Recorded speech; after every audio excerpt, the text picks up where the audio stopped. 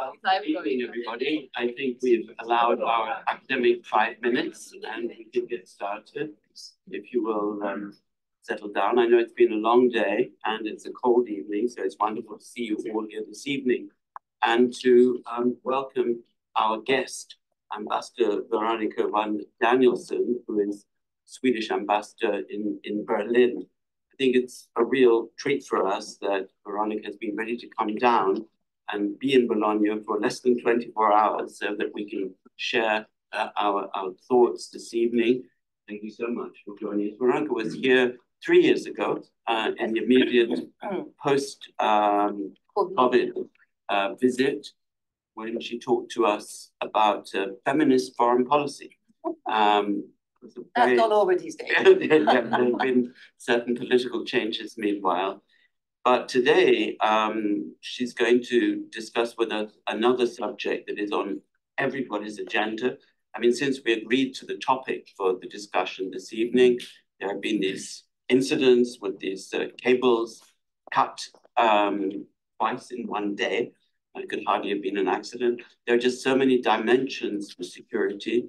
And as we know, since Veronika was here last June, Sweden and Finland have joined NATO, bringing in all kinds of other considerations. So she's going to share some thoughts with us this evening for maybe 20, 25 minutes about the security situation in the Baltic region after NATO expansion. And we'll then have a Q&A and discussions, when also you should feel free to raise any other issues that may be on your mind that she may be able to help us with. So, Veronika, the floor is yours. Thank you so much for joining us. Thank you, Michael, and thank you to the courageous lot who have worked, studied all day, and then still in the evening are ready to plunge yourself into the Swedish mindset, because this is a little bit what I will represent this evening to you, trying to explain a little bit Sweden's thinking and accepting that our assessment might not necessarily be the assessment of all of you following national security policies and the changes that we have our experience, at least the enormous changes for my own country and for most of Europe, and not the least for Ukraine since the 24th of February 2022. So let me do a sort of prepared presentation, have my thoughts more structured, and then I'll be open to have a discussion, to have if there are aspects you want to deepen, I will already, of course, talk about that. And if there are aspects where you want to question the approach taken, it's supposed to be an informal discussion later on. But I will start off with, again, thanking Professor Lee. And again, thank you to all of you, esteemed Science Europe students and honored faculty members. Thank you for receiving me here. And as Michael said, I was here only 3 years ago with a different theme. Now I have been, part of my background, I've been NATO ambassador for 7 years, and therefore security policy has followed me, not the least since 2007 when I became NATO ambassador. And little did I know then, as representing a partner country, that when I come to speak to you today, I represent a NATO allied country. I never thought I would have those words in my mouth, but I do. This year, on the 7th of March, the blue and yellow colors of Sweden's flag were raised for the first time outside the NATO headquarters in Brussels. And Sweden, we became the 32nd member of the NATO alliance. For us, already as a partner country to NATO, the most successful and enduring alliance in history. Sweden's decision to apply to join NATO, the defense community of Western democracies, hand in hand with Finland, I'll come back to that later on, alone it probably wouldn't have happened, is a historic paradigm shift for our country. It is the biggest shift in defense and security policy for Sweden since the Napoleonic Wars. Through this move, Sweden has left behind itself more than 200 years of military non-alignment. I'll talk to you about the drastically deteriorating security environment in Europe, not the least in my own region, the Nordic Baltic Sea region. Last week, we marked a solemn milestone, 1,000 days of brave Ukrainian resistance to Russia's brutal and unprovoked full-scale invasion and a blatant violation of international law, including the fundamental principles of the UN Charter. It marked an irreversible tipping point for Swedish, European, and I would also claim, we can come back to that later on, global security. Russia's goal is obviously to forcibly overthrow the European security order. In December 2021, Russia issued a form of ultimatum with formal demands and requests for Russian interference in sovereign countries' foreign and security policies and decisions, in breach de facto with European security order. Such demands would, for instance, have restricted my country, but also other countries' self-determination and security in crucial ways. One could go back further in time.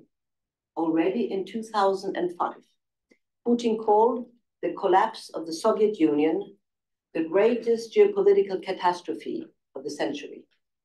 And in his Munich speech in 2007, his neo-imperialistic ambitions were barely hidden. Since then, Russia has repeatedly demonstrated its willingness to use military force to achieve its political goals. Already in Georgia in 2008, in Ukraine since 2014, in Syria 2015, but also through proxy warfare on several continents, not the least their own. Russia has also gradually withdrawn from the constraints of armed control treaties. Russia is clearly prepared to take very big risks and accept large-scale losses, not least in human lives, both in terms of its own citizens and others. It is now reorganizing its society and economy for prolonged war effort. We also see a significant increase in Russian hybrid activities in the Baltic Sea region, including disinformation campaigns, cyber attacks, and the internalization of migrants. In this new reality, and the realization that Sweden needs to plan and prepare for a long-term confrontation with Russia that forced my country to reevaluate its security policy, which had held more or less firmly for over 200 years. Let me emphasize, Sweden's NATO membership is a direct consequence of Russia's increasingly antagonistic behavior and its illegal, unprovoked, and indefensible war of aggression against Ukraine. Putin's full-scale invasion of Ukraine led to a sudden increased support for Swedish NATO membership, both in parliament and among our population. After the 24th of February, 2022, we witnessed the largest and fastest shift of public opinion in Swedish history on a subject. In 2021, only 29% of the Swedish population supported NATO membership. Today, the support is well stable around 67 to 70% among the population. The decision to join NATO was made with a broad parliamentary and public support. 6 out of 8 parties were in favor of the decision, representing a clear majority of Swedish voters. Our Prime Minister, Ulf Kristersson, described our NATO accession as epoch-making for Sweden and for the Swedish people. With Sweden and Finland's accession to the alliance, we rejected Russia's demands on a right to veto other countries' legitimate security choices. We exercised the essential right at the heart of the European security order, the right of each state to freely make its own security choices. A few words about Sweden and NATO. Joining NATO was a natural and final step for Sweden after 3 decades of ever closer partnership with NATO, and which included significant Swedish contributions to all major NATO crisis management operations, even at times where individual NATO members, talking about Germany earlier, did not want to participate, for instance, in the OUP mission, the mission against Libya and against Gaddafi in 2011. But Sweden, as a partner country, there was a UN resolution, was invited to participate. So yes, we were a good partner country when we shared the same objectives, and in most cases, we share the same objectives. Today, our membership in the alliance strengthens our security while reinforcing NATO's overall defense and deterrence.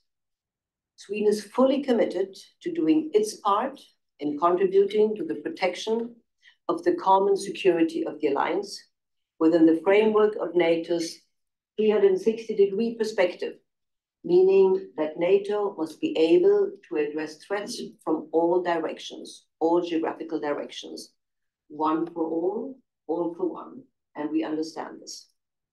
NATO, in our view, also needs a stronger European pillar. Increasing European defense spending is hard power. Sweden has doubled its defense spending over only the past 5 years. We have surpassed the NATO minimum standards already this year of 2% of GDP, and our defense spending will continue to rise towards a projected 2.6% of GDP annually by 2028 and 2.75 by 2030. Following the accession of Finland and Sweden, military and political cooperation with our Nordic and Baltic neighbors has deepened. The same goes for our cooperation with Germany, where I'm now the serving Sweden's ambassador since last year. And of course, we also wish to see not only deepening cooperation with Germany, but also with Poland, countries, of course, close to the Baltic Sea as well, sharing the same security threats. Today, all Baltic Sea countries, except for Russia, are members of the alliance. This will fundamentally redraw the security map in our part of Europe. Sweden and Finland will extend NATO's operational depth in the Baltic Sea region and link the far north, the North Atlantic, more closely with the Baltic Sea region. Sweden will participate as a reliable, credible, and committed ally to NATO's deterrence and defense. Finland, now, as I said, a NATO ally, has a border, don't forget, of 1,300 kilometers with Russia. But it is actually the Baltic NATO allies that are the most vulnerable. With access to Swedish sea, airspace, and territory, allied forces, notably allied reinforcements from North America, can be deployed more quickly from Swedish soil to assist the Baltic states should they be aggressed from Russia. Pending the approval of the Swedish Parliament, we will further contribute to the security of the Baltic Sea by dispatching, in the next few months, a battalion to NATO's multinational brigade, forming a part of NATO's so-called forward land forces in Latvia. And Swedish fighter planes, JAS Gripen, will participate in NATO's Baltic air policing. And Sweden's, quite unique in the Nordic context at least, naval forces, which are particularly suited to the conditions of the Baltic Sea, will be able now to jointly control the Baltic Sea approaches with the German Navy and other allied assets. All this said, the transatlantic link remains indispensable for European security still today. However, it must never be taken for granted. It is therefore fundamental that we maintain but also intensify relations with the United States. And we look forward to continuing our close cooperation with the US under the new US administration to the benefit of the security of both Americans and Europeans. This also includes a continued strong defense industrial cooperation. The threat from Russia has also underlined the importance of a well-functioning division of labor between NATO and the EU. Sweden fully supports a stronger role for the EU in security and defense, making better use of this policy toolbox. The EU has plenty to offer to complement NATO's efforts: finances, military mobility, regulatory powers and tools to prevent counter various hybrid threats such as disinformation, sanctions policies, to mention a few, the essential ones. The support to Ukraine has demonstrated how well the two institutions can complement and mutually reinforce each other. For Ukraine, the war is indeed of existential importance, but Russia's invasion of a democratic neighbor is also a threat to our European security and our common values. The outcome of the war will undoubtedly affect the security environment in Europe, and it will affect NATO's credibility. With the support of a free, democratic world, Ukraine is demonstrating with every day its courage and its will to defend itself, not just for its own security, independence, and freedom, but also for ours, and for the right of every nation to not be invaded and repressed by neo-imperialistic authoritarian countries like Russia. Russia's aggression must not be allowed to bear any fruit, or we will risk an even worse security situation with a victorious and emboldened Russia on our NATO/EU borders.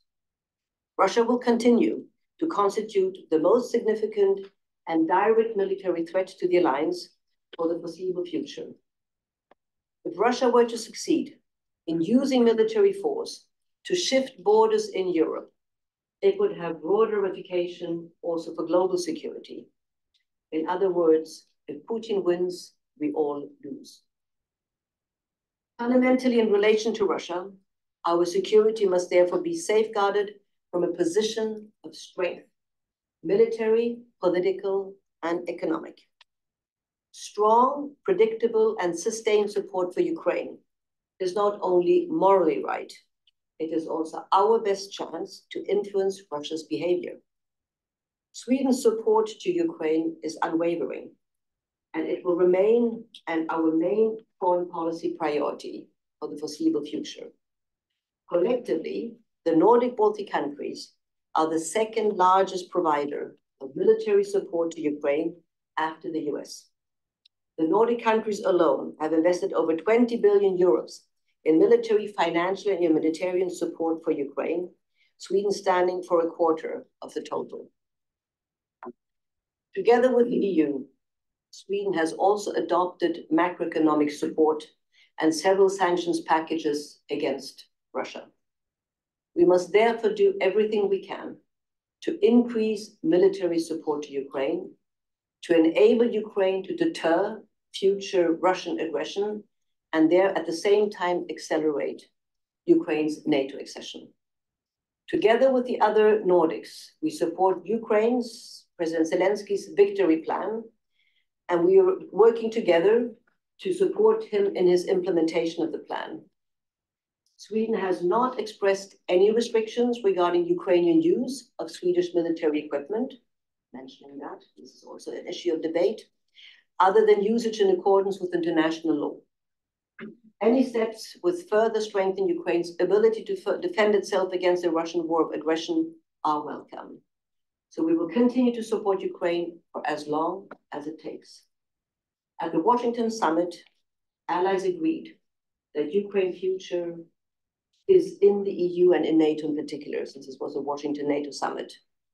Together with other allies, Sweden will continue to support Ukraine on its irreversible path to full Euro-Atlantic integration, including NATO membership. And of course, as I said, also its future is as an EU member in our perspective. Sweden therefore also welcomes the opening of EU accession negotiations with Ukraine and have stepped up our joint efforts to support Ukraine's EU accession. So let me just finalize again by three key messages. NATO is making Sweden more secure, and Sweden is making NATO stronger. And a democratic, sovereign, free and prosperous Ukraine will make Europe as a whole stronger and more prosperous.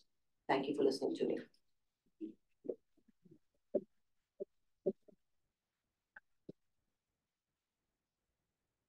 Thank you, Veronika, for that crystal clear presentation. I took lots of notes, extremely interesting and in detail. I was unaware of some of the figures showing the strength of Baltic and Nordic and Swedish support for Ukraine. There are several students following us and others online. If you have questions, please put them into the chat and I will then read them out. Perhaps just to start the ball rolling, we were having a conversation a little while ago about sort of mental maps and the extent to which our perceptions of international relations, risks and threats are influenced by geography. Here we are in Italy, and as we discussed, I mean, perhaps it's natural that people in Italy should look more to the south and to see more threats in that direction than from the east. But from the Swedish perspective, apart from the principles that you enunciated so clearly, if Putin gets away with this, then who knows what conclusions Russia will draw from that, what other threats there may be. But from a sort of geopolitical perspective of Stockholm, what seem to be some of the major potential risks or threats that you see?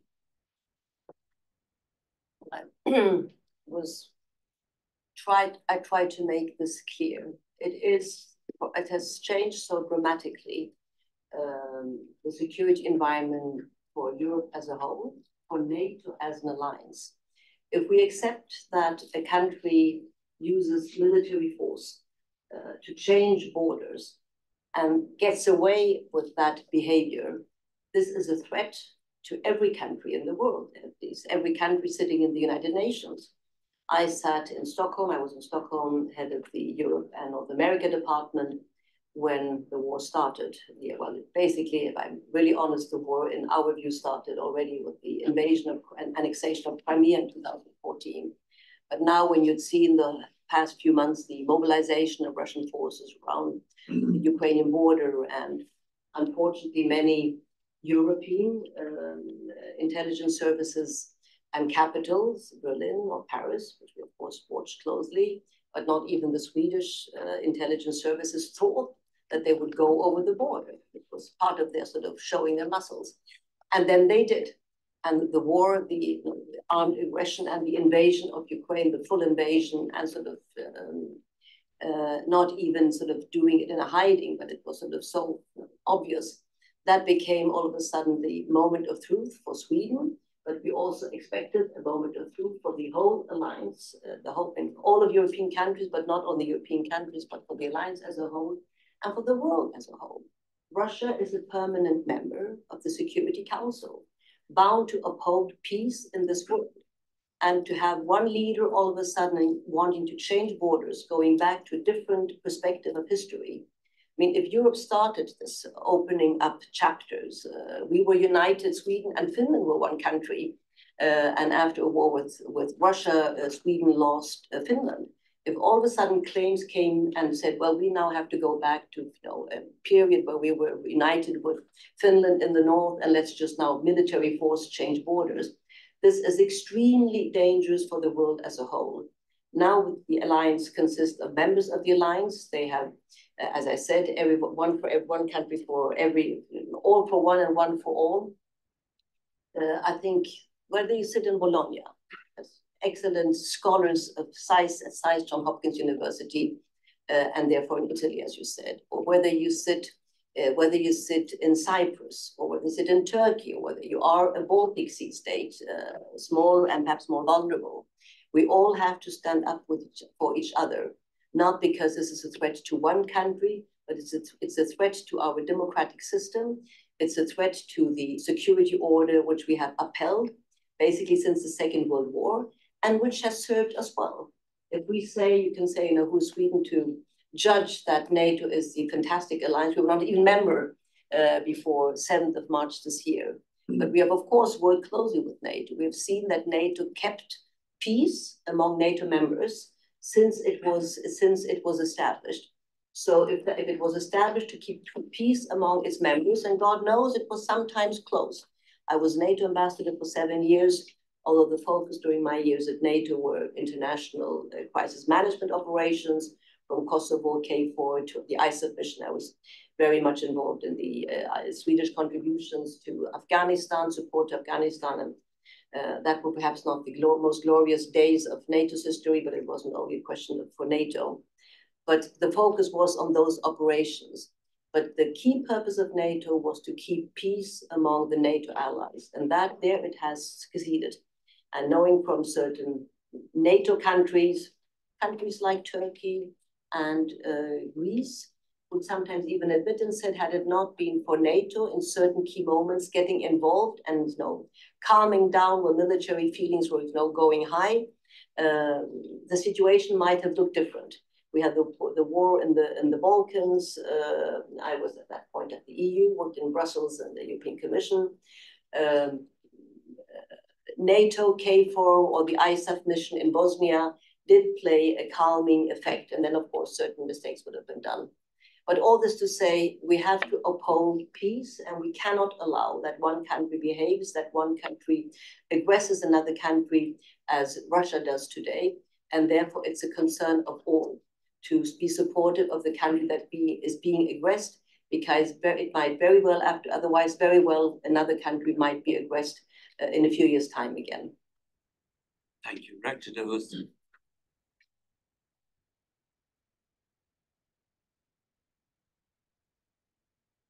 Thank you. Well, thank you very much, Ambassador, for this very nice presentation of yours.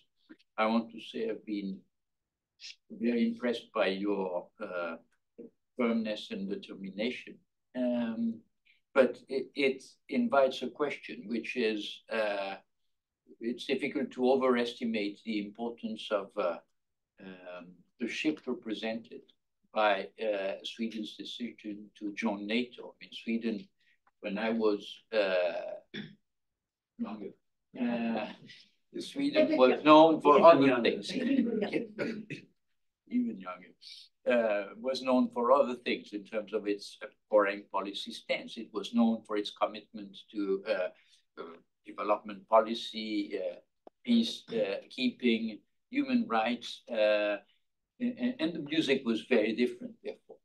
And I therefore imagine that a change of that magnitude must have been let's say, the focus of some discussion on the domestic plane. Could you tell us a little more about this? Because it's important. I mean, it really is not common to see the country taking rather swiftly, while it was still not at war, a decision to operate such a radical change. And that's what that's of interest to people like us interested in international affairs, whom we know have strong domestic roots. And it was even surprising to me as former Swedish NATO ambassador. I think there's not one parliamentarian in the Swedish parliament who I had. Of course, when you become, you sit at the table with other allied countries, you're a little bit treated like the cousin from the countryside. You're just the partner country, not a member. So, but okay, NATO was very open-minded to partners as long as they were troop contributing countries to NATO-led operations. And Sweden provided troops, and we were, as I said, even in certain missions where certain NATO allies had difficulties finding political support to participate. So I had tested with God knows how many ministers during my 7 years at NATO, with prime ministers trying to explain the added value of NATO membership for a country like Sweden, because we had not invested heavily anymore in our own national defense. Finland, there's a difference between Sweden and Finland. Finland invested even during the period where the situation looked pretty calm, even in our neighborhood, and they were also contributing to NATO's crisis management operations. But since they had 1,300 kilometers of border with Russia, they could, of course, not take the risk to stop investing in their territorial defense. While we were a little bit more optimistic and thought, well, we have between Russia and Sweden, we have Finland, if anything happens. And by the way, our friends NATO will come and support us if need be. A bit over-optimistic. And let me also say, because the period you refer to, let's say the Olof Palme period, giving a lot of development still, I think this is the second year only that we are not anymore at 1% of our GDP in development assistance. That was always part of the Swedish DNA. We are a rich country, and as a rich country, we're internationally, we're global, we are a country that lives on our Swedish welfare is based on our international trade. So we have a strong feeling for remain internationally solidaric, strong UN member, and always, holding the United Nations principles high. So we were trying to live as we preached, if you may say. But during the Cold War, where the EU didn't exist for us, Sweden invested up to 3.5% of our GDP during the Cold War in our national defense. And we're one of the few countries, for a size of how many, we're 11 million today. We might geographically the third biggest country in Europe, but we only have a population of 11 million. We had a very strong defense industry. We built our own ships, our own submarines, our own tanks, our own airplanes, air fighters. That's quite unusual for a country of our size. Today, we're the fourth biggest defense industry in Europe, and a quite sophisticated one. So that period, we did take responsibility for our own security. Then after the fall of the wall, the reunification, the fall of the Soviet Union, the sort of reunification of the East and West, we started investing less in our defense and what became good partners to NATO, and not the least, fully integrated without any restrictions in our EU process. And so the EU as the most important, and still is, important political platform for our sort of European integration, and the UN for global affairs.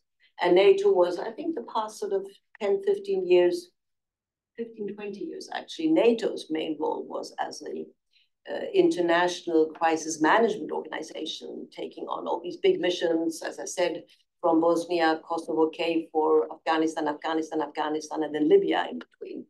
So we adapted to the circumstances, but were perhaps overly optimistic as regards Russia. 2008, Georgia was a wake-up call for Sweden. All because we were in the process following NATO's advice, and NATO was advising us saying, well, the world is free and fair, and you should rather now see that you have small expeditionary forces that you can send far away for missions. That's what the world will need, be it in Africa, be it in Mali, where we also participated with our French friends. But and Europe is whole and safe, so we don't need these territorial defenses. That's costing too much. And we followed that advice, except for Finland, as I said, who I think was more realistic. We had always conscription, and 2009 we suspended. We didn't abolish it, but we suspended conscription because, of course, if your focus was we will have military, we have our military industry, but the focus will be to send here, like you, young men and women to international crisis management operations. It has to be on the basis of volontariat. People have to sign up for this themselves. They're not defending their country. It's if they want to go abroad, they can do this. So we were changing and adapting to what we thought was Europe free, and let's be internationally solidaric, NATO-led missions, and meet the demands. Then came 14, and then came 2008, the war in Georgia. I was at NATO already. Georgia, yes, we of course were rather on Georgia's side, but they had a president who was a bit Saakashvili. There were certain provocations on both sides. It wasn't as clear-cut. Today it was clear-cut. But it was since we were just giving up our conscription, we felt a bit worried, but at the end of the day, politicians went on and focused on Afghanistan and didn't take any precautions in terms of our national defense. 14 was the big wake-up call. And for Sweden, because we felt vulnerable, we had disinvested in our defense. We looked at Finland, who was better off, and we were not a NATO ally. So of course, the risks were bigger. If something happens, I can still remember I was at a conference, security conference in northern Sweden, and Anders Fogh Rasmussen, NATO's then Danish Secretary General, came to this meeting up in Sälen, winter, white snow all over. And of course, people were very worried and asked him, and like even politicians said, well, Anders, you're the Danish prime minister before you became NATO Sec Gen. So in a way, a little bit, you know us, you're our brothers and sisters in the north. If something would happen, now we see what happened in Crimea. If something happened something would happen in Sweden, could we count on you, NATO, coming and assisting us, like this Article 5, the guarantee of support? And Fogh Rasmussen looked at this audience and said, as a Danish former prime minister, I would send beds and help you, of course, hospital beds and receive you in Denmark, if things go bad. But as NATO Sec Gen, no. Because you have decided voluntarily not to join the alliance. So there's no Article 5 for Sweden. But then he said, or you are pregnant, or you're not pregnant. You cannot be half pregnant. Some laughed, some were very upset. And then some even called me later and said, but we have sent Swedish soldiers to KFOR and to Afghanistan to support NATO. I said, no. I mean, we did this on a voluntary basis. We helped Afghanistan. That's why we did it. And NATO had the lead role to uphold that mission. But it's not, you cannot say that we owe NATO. If we want Article 5, if we want guaranteed support, if in a situation of armed attack on Sweden, we have to become full members. But 14, 15, the support was still not there. There were no big debate and not there was no internal consensus yet at this stage. But what did happen, 14, and that I think explains the situation, your main question. What did happen was that then it was a social democratic prime minister, social democratic government, the Green Party, a center party. We decided to take back, to remobilize conscription. And even social democratic defense minister, foreign minister, prime minister, when we talked about the situation in the Baltic Sea area, we were extremely critical of Russia's behavior. We watched what they were doing. Russian submarines went into our national waters. They were going into our airspace. They were provoking us continuously to test. I think they did it in order to scare us and thought, if we scare the Swedes, they will never join NATO. We had Russian ambassadors in Stockholm saying, if Sweden decides to join NATO, there will be military consequences. It was really threatening. And with each threat, the contrary happened. They were starting, the Swedish people, the Swedish politicians, even though that belonged to parties that had been against NATO membership all these years, and said, listen, let us rather be, the neutral country up in the north between east and west. Let us not jeopardize the situation and take steps that might provoke Russia in the contrary. But these outspoken threats boldened the Swedes and felt, no, we will not allow them to scare us back we will not allow Russia to scare us. And the Social Democratic government continuously talked about the Russian threat, even though NATO membership was still not on the agenda, but it was preparing people for times are changing. The Baltic Sea area is not as calm anymore. And that went on from 14 basically till 24th of February 22. So once we saw, and of course the build-up that was shown on television, CNN programs and what have you not, we followed it. We still didn't think they really would dare taking this ultimate step, but they did. So I think in a way, the Swedish people, more than the Germans, more than the French, than the Brits came on, that's another story, were partly mentally prepared. And I think therefore the step then to say, okay, now we have no choice. Now we have to go for NATO membership. It was commonly agreed with Finland. And in fact, I would even say Finland was even quicker. Their Social Democratic Minister of Foreign Affairs, Prime Minister, Sanna Marin, very quickly decided we have a direct border. If this is what Russia allows itself to do, we have no choice. We have to join NATO. And their quickness and their conviction that they shouldn't lose time, of course, also influenced the Swedish then government, Social Democratic government. So it went quite quickly. It was more, the conservative, we'll say Sweden was always split. The conservative parties for the past 10 years were for NATO membership. The Social Democratic government and the Green Party and the Left Party were against. And of course, you don't want to go forward with the NATO application if you don't have a strong support in parliament, which NATO doesn't want to see either, or among the population. So therefore, they never sort of pushed it, to the limit. But when it now became a fact, Russia aggression was a fact, it was very quick, and you saw it's the quickest change in the opinion that has ever occurred on any subject in Sweden, from 25% to basically 70% within a week. And therefore, it was easy to get this through in parliament, because at the end, you just saw, we do not have a defense to defend us. We had not had time to invest in our defense. Our shot got the question. Well, that was also basically a scandal. He got the question, if Sweden is subject to an attack, with the level of sort of military capability we have, how long can we hold Sweden? Can the armed forces hold the Swedish territory till we get reinforcement, not even guaranteed, so in the hope. And our child went out and said, I can hold 4 cities for 4 days. And then Sweden falls, including the capital. And that was also a big wake-up call. Oh my God, we don't have more armed defense at our disposal to hold our country, and we don't even have a guarantee that be it the US or Norway or whoever would come in and support us. So therefore, the rapidity of change, we had been prepared since 2014, and we had a debate. Now I'm in Germany for since a year back, and I'm still taken aback. We're not that far away. Germany had the Zeitenwende, talks about its Zeitenwende, the change of times in Germany. But the debate is not as vivid and as clear. It is more difficult, I would claim, for the German population to fully understand what's going on. And you don't have the same support from all the parties and keeping this on the forefront of the political agenda. Thanks very much, Veronika. So let's open up to your questions.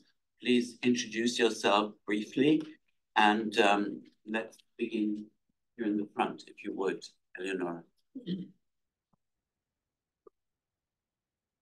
Thank you for your insightful talk. My name is Talha. I'm from Germany.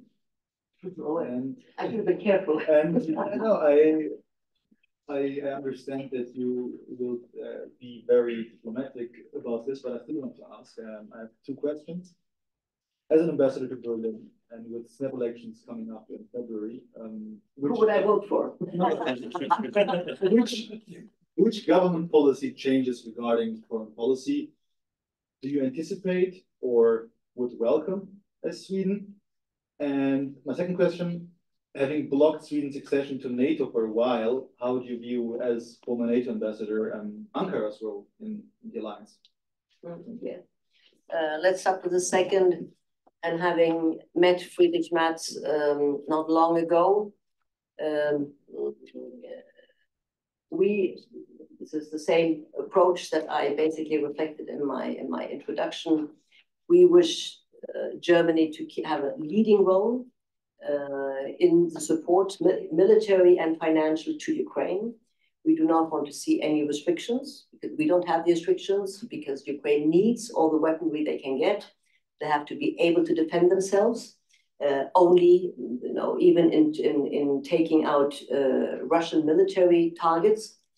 And there, from what I hear, we are very close to the Green Party, for instance, because they, basically put the same demands. I would even today say the German Green Party is perhaps closer to the Swedish government than any other party in Germany, because of the approach, which is very similar to ourselves, and the assessment at the end of the day they do of Russia. But I also feel that what I've heard, what I hear so far coming out from the opposition party, and today it's CDU / CSU, but CDU in particular. Also, the FDP has maintained that role. I think there was a very strong Agnes Strack-Zimmermann, who's now at the European Parliament. She was the chairman of the German Defense Committee. She was pushing exactly the same views as we were pushing in terms of no restrictions to military support. So it's taking a lead role, not being overly cautious, and we all want peace, Ukrainians to begin with, but not at the expense. It's not the kind of peace which becomes Putin's peace, because that would be very short-sighted. That would imply immediate dangers for the other neighboring country, not to speak about Ukraine. So a certain cautiousness with what looks like an easy solution, let's put down the arms and have peace, that would imply that Ukraine would today lose 25% of its territory, and that is unacceptable. And we also think that one should have a clear view on NATO membership. Let's see where the American administration ends. That might not be the line taken by other allies. It's at least our line. I've not heard the opposition leaders so far as clear. So much of expectations in view of the forthcoming elections. Yes, I was in Stockholm during in my first half year in Berlin, until the final restrictions were lifted, both in Budapest and in Ankara. I followed very closely the discussions we had with the Turks when I was in Stockholm. But it's not as clear cut as you would find and you would see in the papers. Sweden did mistakes. And I think it's a little bit part of our former policies, a bit naive, a bit outside the NATO framework. We wanted to do good. We had the same approach that Germany had when we were hit by the migrant wave and Syria in 2015. We were the second, we were even the first country per capita receiving migrants, and then came Germany only. And we did not take much precautions. And when now we look at in certain parts of Swedish society, we have organized crime gangs that we hardly manage to control anymore, because they behave so differently. And they are, as I said, organized crime gangs taking in drugs, competing against each others with scenes and shootings, daily shootings, throwing bombs in certain quarters in Stockholm, unheard of 10 years ago. And part of that has come with an influx of uncontrolled migrants. And what we have seen, that when we worked with the Turks, when the main criticism that Erdogan had towards the Swedish government then, and during the time of our intense cooperation, was, yes, you have PKK members in Sweden, and we didn't believe that. Then we sat down and established intelligence committees between Swedish intelligence services and Turks, also inviting from certain other key countries where we have a long relation. I mean, this is now open, therefore I can talk openly about it. But the Turks were right. They could prove that we had money going from Sweden, sometimes even going to what they would call development projects for the Kurdistan, for women's projects, whatever they would call it. And then you saw exactly the same amount that came from an account in Sweden, went to this little village, and then immediately continued to PKK-controlled accounts. So a big part, I'm not saying all, but there were good reasons for a while for us to clean up before you became a member. And Michael has been the Director General of DG Enlargement. Professor Lee has been in a high position. When an organization, a union, be it the EU or NATO, enlarges with a new member, yes, the country that it's a decision of unanimity. Every country that says yes to a new member wants to feel clear and safe that, yes, our national interests are taken care of. And if you have substantial issues, they can be economic, they can be military, they can be I mean, look at Greece, who for ages wanted Macedonia to change its name, Northern Macedonia, or they had lived up to all the others' criteria. But that political issue was so difficult that it took ages for Northern Macedonia finally to accept it and to change its name to meet Greek demands. So it didn't surprise. We were surprised because we didn't expect it, and they hadn't talked about it before. We had prepared our accession like Finland and thought it was a package. There were two that were ratified by most countries, and then we came to Turkey, and of course there were also national politics in this, and there were elections in Istanbul. All these is also partly electoral, but It was good for us because we did a certain cleanup, and today we have a very close relation with Turkey on those issues, which are beneficial for Turkey, but also beneficial for us, helping us to clean up our own in our own system, elements that cannot operate as they've done so far. So you see, certain things are more complex. Yeah, very interesting. Thank you. We have several questions. Yes, Elena. We'll move from the front to the back. Okay. I try to be short. I promise. Yeah. I give the mini essays. I get carried away. Some of you in the back want to move to the front. You can skip the queue. Yeah. Thank you very much. My name is Antonio. Is this on? Speak up, please. Thank you very much. My name is Antonio. I'm just like Tara. I'm also German. As I swear that's not just us here. Only Germans this evening. Yeah, but earlier you already touched upon the topic that I wanted to ask you about. It's about mental resilience to Russian posturing and threats.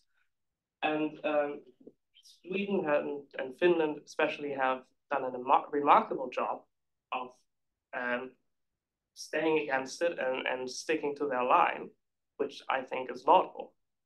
Germany hasn't. And you already said one factor that really helped is that the Swedish government has been preparing its citizens for roughly 10 years already about the changes in Russian behavior.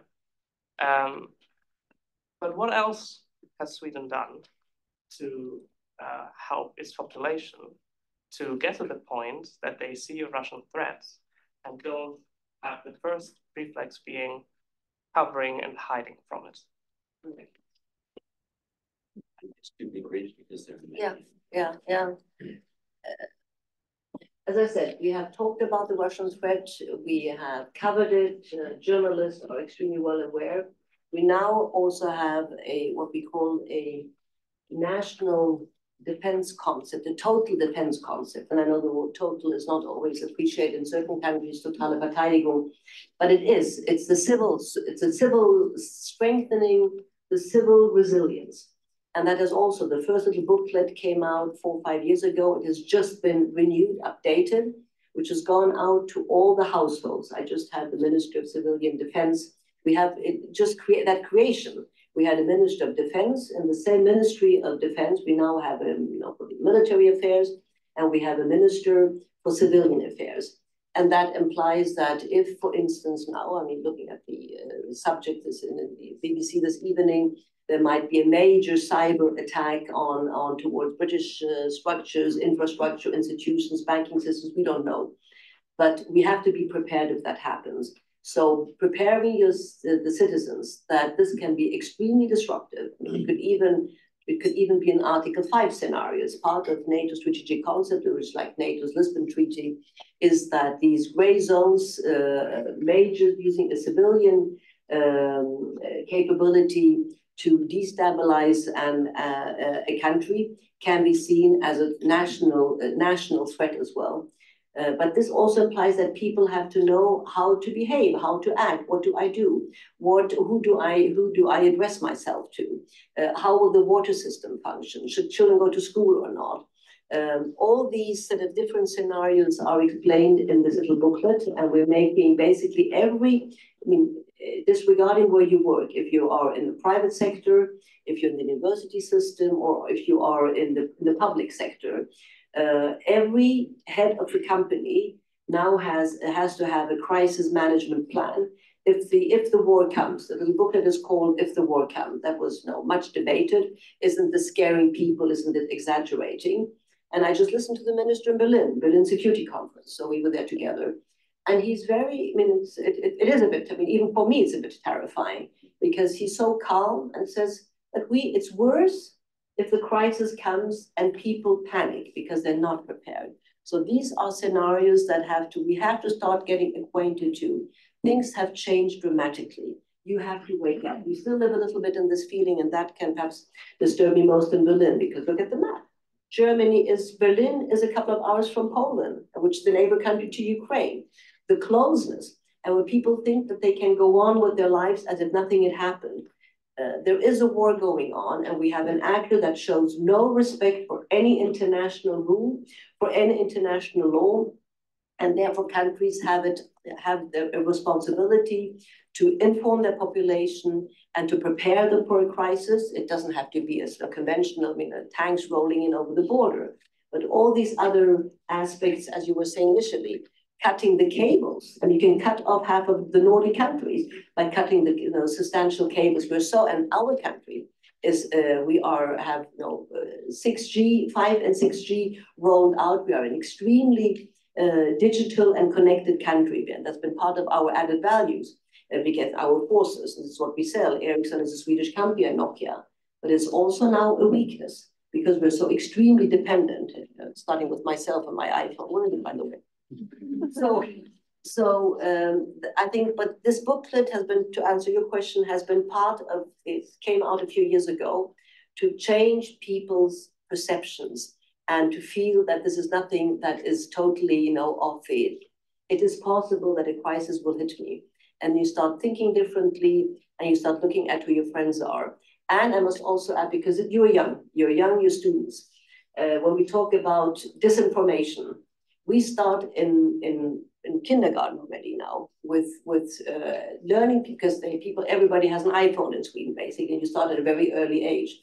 But you people are more resilient because they are aware of that what I see and have, the apps I may download can be full of this information. So I don't believe everything I see. I'm educated to becoming skeptical, and in a skeptical way, assessing the information I take in. And that's already extremely important. So you don't live in your bubbles and what all of a sudden you have TikTok or not. Even TikTok information, it might sound good, but you will talk to young Swedes and they'll be much more skeptical when they've done assessments to kids in other schools, because they hear about this and thereby develop a resilience.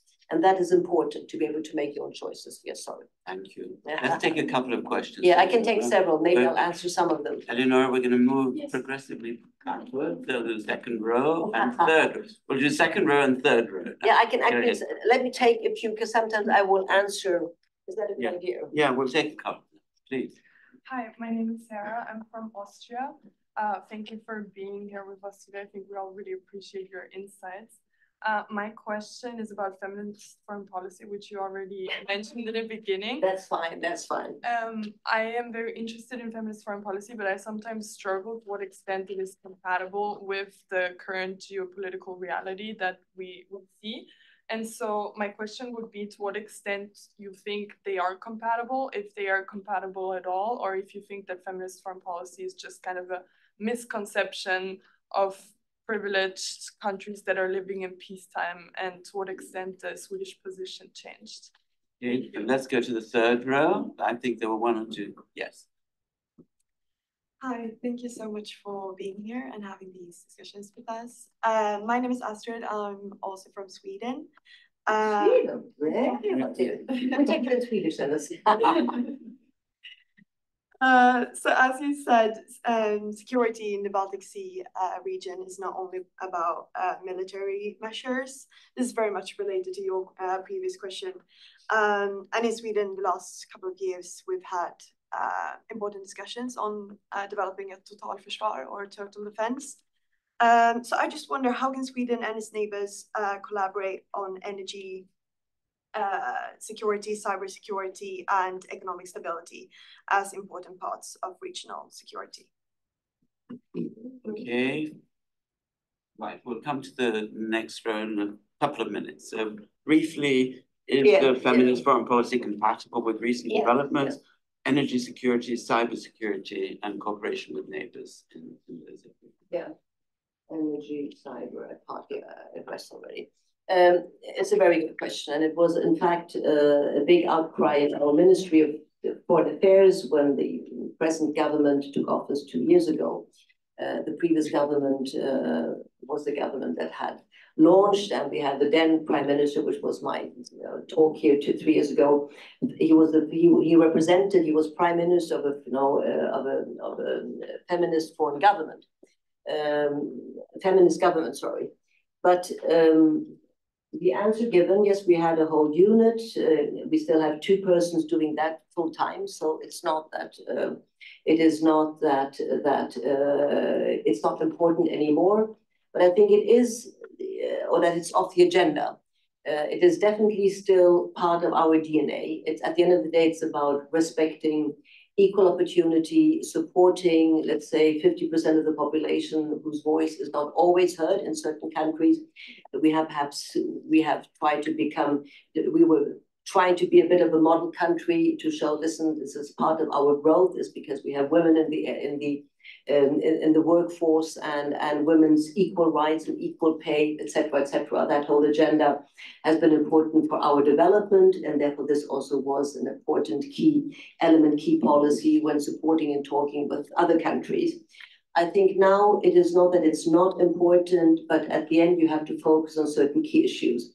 And I was first, even as a civil servant, ambassador or not, you can have your own questions to the policies of your country. But I could understand when the now present government, under Kristersson, our prime minister, and then our foreign minister said, it would be awkward if we now have a war going on, we're preparing for NATO membership, and we would have talk, we would have talk about feminist foreign policy, government, and if these other issues now are so crucial. We have people dying a few 100 kilometers away from Sweden, and that's where our focus is. We have to refocus on building up our armed forces, on making tough policy choices. I mean, I see now when I see the debate in Germany, it is not easy. It's immediately about pensions, about what money should go to school and should go to the health and education.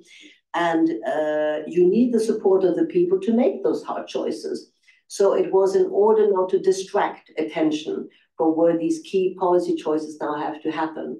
And therefore not, I will still have colleagues who will go to UN meetings working on gender aspects or feminist foreign policy seminars. They will attend them and still come and share our experiences and hopefully positive experiences. But it cannot anymore be the main focus of our ministers when they talk. Now the time they use, the little time they have to rally support for, let's say, our support to Ukraine, the focus will have to be on Ukraine proper and on financial, humanitarian, and military support to Ukraine, and supporting cooperation and our integration to the NATO structure. Does that make sense a little bit? So don't think that we have left equal opportunity now, old-fashioned. It's just in a way you cannot have so many thoughts in your mind and focus on them if you want to have sort of an impact with your policy. Total defense, as I said, yes, this concept is being developed, and now it's interesting when I'm in Germany to see that a lot of the talks we have, even as embassy, and I have four actually today now, military personnel at the embassy, they're most often asked, in the first few months it was to talk about our NATO membership, now it's to talk about our total defense concept. How does it work? How did you reintroduce conscription? Can you send women is it compulsory for women as well, etc., etc. So that's the big part in sharing experiences, but also knowing that countries are different, and you always have to adapt. What works in Sweden for the Swedish population's point of view will not necessarily, cannot be replicated exactly the same way to another country. But I know the German defense minister, Boris Pistorius, has laid out a plan. It doesn't go as far. I think we're actually more compulsory. The Germans are more softer with the population these days. You can't force them all. We have a questionnaire you have to respond to. If you don't respond to them, you get fines. The Germans are encouraged to respond if they want to. I'm just joking. But we have taken it a bit further. And I think the Germans need a little bit more time in their Zeitenwende. But yes, I think you partly alluded to it. What has happened these past 2.5 years, 3 years in February, is that Nordic cooperation, talk about geographical cooperation as you were asking, the Nordic cooperation, which has always been there, as I was even responsible in the military when I was recruited for Nordic cooperation. And I didn't then understand and know how difficult that cooperation sometimes is. Outside countries will see us as one big happy family. but God, do we fight amongst each other. Oh my God, the Finns are the nice ones. If there's any Finnish here, we always get agree with the Finns. The Danes are always a bit more European, and I think, you know, the Swedes are bossing too much. The Norwegians only do what they want to do. Very difficult to talking into something, and of course we're the perfect country. So, and now I sit in Berlin, and it's actually quite interesting. It's the only place in the world where the 5 Nordic countries, including Iceland, managed to establish themselves on the same ground. So we have Mike Lee has visited me, 5 individual embassies, but tied together. We have one common house for our cultural and political activities. And it is amazing, but it's always been there. As I said, not always easy. Sometimes it's easier to talk with the Canadians or the Brits, quite close to our hearts, than the Nordics. But this war has deepened our cooperation substantially. The fact that all 5 countries belong to the same alliance. We always shared information. We would give the Norwegians some information about the EU when I was in Brussels, because they were not EU members. They would be more helpful in terms of insights in what NATO was doing. Now you have our foreign ministers travel together. That has never happened before. The 5 foreign ministers went to Delhi only a few months ago to show the Indians that we as a group, we make a difference. We stand up for certain values. It's not the Swedes and the Finns who became NATO members. The 5 Nordic countries stand for certain values, and you, India, should share those values. If you call yourself the biggest democracy in the world, you should understand where we come from. It is really an amazing change within the past 2.5 years from somebody in the system who's followed it. And the Baltic also. The Baltic have always been particularly close to Sweden's heart. Not going to go to the whole history, but yes, partly also Swedish territory in the 16th, 17th century, Tallinn Liga in particular. But now the Nordic-Baltic cooperation is extremely close, and we do even have an informal foreign policy and security cooperation where the 8 countries meet on a regular basis, exchanging information. Sometimes the Baltics are seen as a bit too hysterical because they've been warning about Russia for a long time. But in order to avoid that, they get this stamp.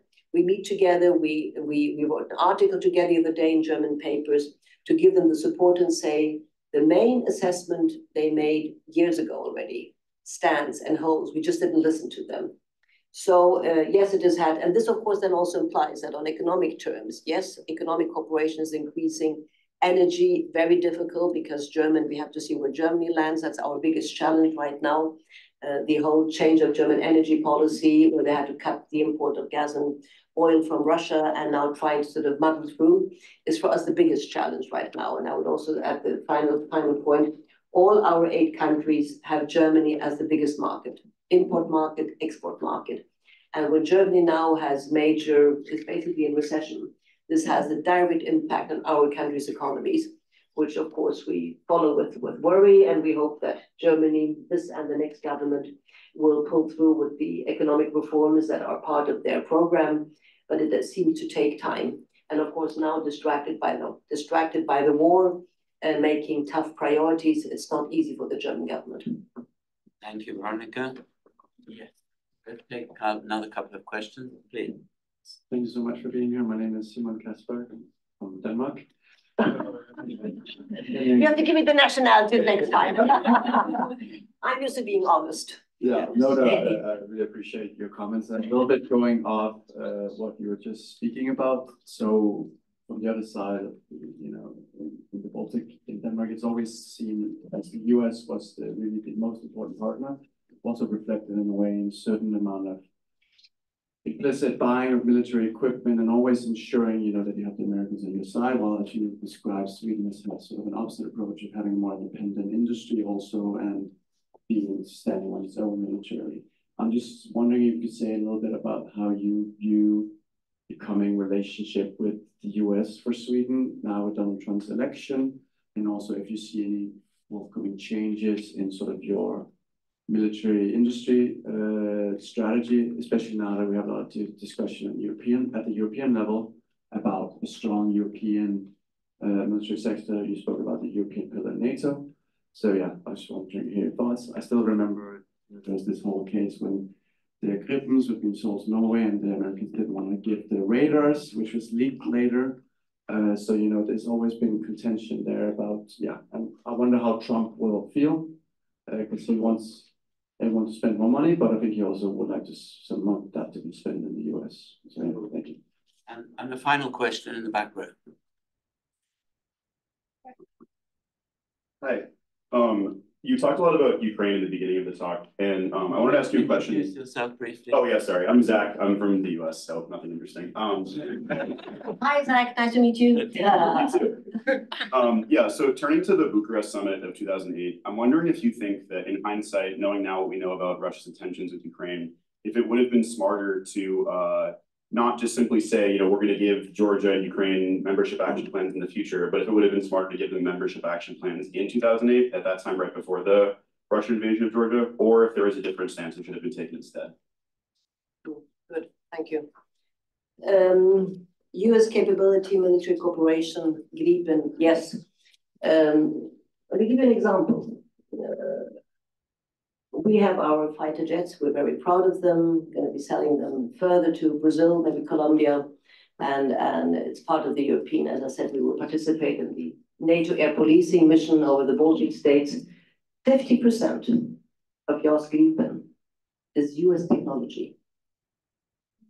So that shows the interdependence in military technological terms already between the US and Europe and key European systems. For us, this is the most advanced system that Sweden has access to is JAS Gripen. And we have an excellent cooperation with the Americans around JAS Gripen, and it's seen, from their side as well. I think it is crucial. I think that is not only mine, this is a Swedish position. It is crucial that the European industry, defense industry, stays extremely closely tied to the Americans. In most areas, the Americans are years in advance from where most European nations stand. In certain key elements, we might have sort of high-end access to high-end technology. But that only for that very reason, the technological reasons and the most advanced US standing, and we do a lot in the space area together. Sweden even these days has a space S-range launcher where Americans and other European countries participate in testing their Raketen. Rockets. Thank you. Yeah, too many languages in my little head. But this said, we have to do more ourselves, of course, and this is where many of the investments have to go to. There are many key areas where we have been totally dependent, strategic airlift capabilities, ISR capabilities, intelligence research rescue capabilities, where Europe is lacking behind. And where we have to catch up and offload the US presence, and I think it will be in their interest as well. But I think now where we have an active war going on, developing key capabilities takes 10, 15 years to a certain extent. We cannot wait for this time to pass. So what we are proposing, or we're not the only ones, but the discussion that is taking place in key capitals now is not the least regarding Ukraine.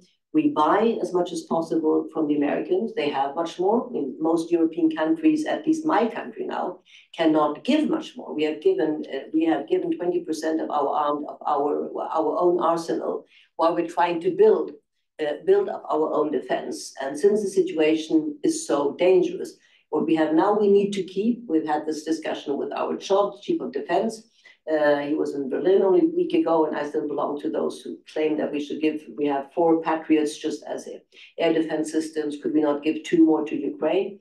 And I have to listen to him. He's the chod. Said, we cannot, Veronika.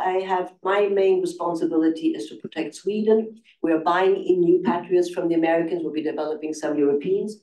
But no, we cannot give away if we ourselves are under attack.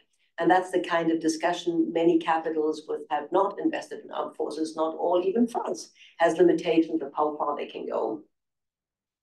So while you're developing, you're basically building on your armed forces, but the Americans do have sufficient material that they could both support the Ukraine and Europeans could pay for that support. That's sort of one way. We also think that the new incoming US administration would quite like. And then you have a nuclear umbrella, not going through the whole sort of NATO chapters, but we hope and expect that the Americans will continue providing or guaranteeing rather the nuclear umbrella, which is part of the game with Russia right now. So, and as I said, in the long term, building up where we can, sometimes with the Americans, sometimes among other European countries, sometimes on a national basis. At the end of the day, each country, that's part of the NATO way of working, has to be able to start with defending itself before other countries can chip in and come and support the country, and that would be subject for an armed aggression. Bucharest Summit. The Bucharest Summit, I was actually there at the Bucharest Summit as a partner country ambassador. And little did I know, yes, it was an amazing palace, just walking around and getting lost in Ceausescu's former palace. Mike, I remember exactly the talks. At the end of the day, it was Angela Merkel and Condoleezza Rice that sat. You can have that in one of your masterpieces or your master essays that drafted the very sentence, yes, we will become members one day, my son, I was going to say. Georgia map, it was the map status for Georgia and Ukraine. And President Bush was outraged, I think Condoleezza Rice as well. Jakob Schäfer was then the Secretary General, also upset. I use this example often before we now became NATO members. And when most of the time I got Swedish criticism saying, we cannot join NATO. The US decide everything. They always decide everything. I said, well, I was younger. I'd only been 1 year at NATO. I came to a summit. We were as ambassadors invited to attend. I had then our Prime Minister Reinfeldt who came because we also had an ISAF session where partner countries that contributed to ISAF could participate. So it was Reinfeldt's first NATO summit as partner country. Everybody expected MAP to go through because it was the last summit of the US president, US administration, Bush last summit. And two countries, maybe others hid behind, were against NATO membership. France and Germany. Often France and Germany, you take not necessarily the best choices always. I was then critical. I mean, it was a good example to show, you see, the US does not always decide everything. These crucial questions of enlargement are taken at unanimity. And if all countries don't agree, it will not go through. You can be a US president or not, so that's the strength, but also the weakness of the alliance, what the Americans often are afraid of. In this case, I think it was a mistake. I thought that then, and I still think that today. Had we given them up and had we started integrating them, today they might have been NATO allies. And in my view, Ukraine will be the strongest NATO ally, will have the strongest armed forces, certainly the most courageous armed forces and military in Europe when they become members. And they're right now building up a defense industry. Sweden is providing certain equipment, but what our companies are doing today, Saab to begin with, our main, are establishing industry in Ukraine so that they can start developing from, building ammunition, one day perhaps building their own fighter jets, not yet. To begin with, they'll buy others, F-16s and Rafale. We've even offered JAS Gripen.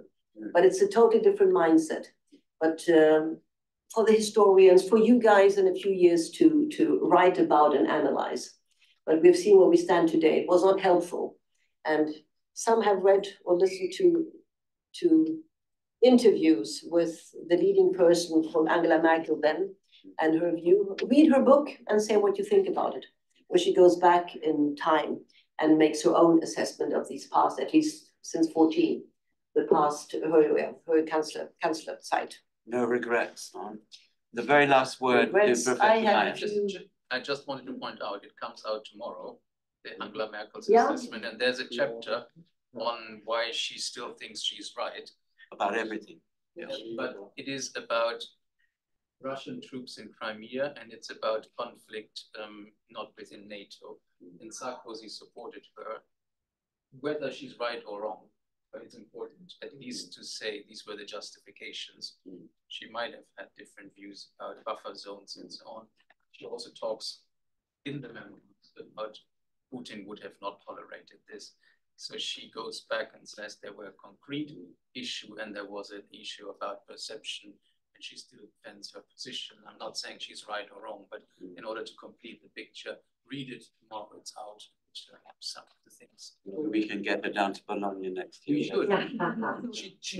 She does give interviews now, so she's back on stage.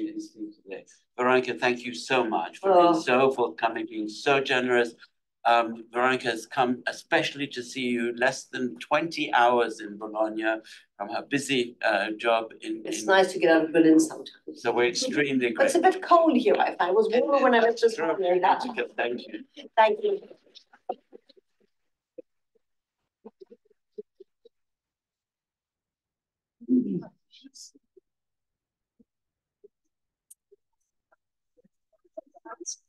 Oh,